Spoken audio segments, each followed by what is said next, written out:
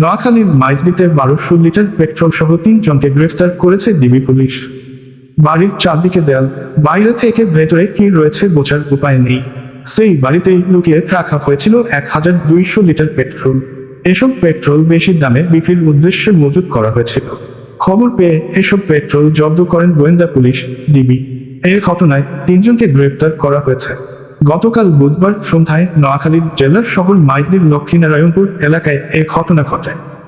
গ্রেপ্তার ব্যক্তিরা হলেন একই এলাকার চাপরাশি বাড়ির মোহাম্মদ শাহজাহানের ছেলে মোহাম্মদ মুশফিকুর রহমান 19, মানিক হুজুর বাড়ির জালাল উদ্দিনের ছেলে মাহমুদুল হাসান 26 ও নোয়াখালী পৌরসভার 1 নম্বর ওয়ার্ডের মধুসূদনপুর এলাকার পণ্ডিত বাড়ির মৃত ফজল হকের ছেলে মোহাম্মদ মঞ্জুর আলম 53।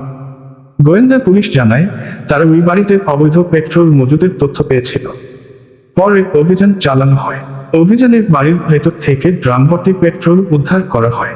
এসব পেট্রোল পরিবহনে ব্যবহৃত একটি পিকআপও উদ্ধার করা হয়।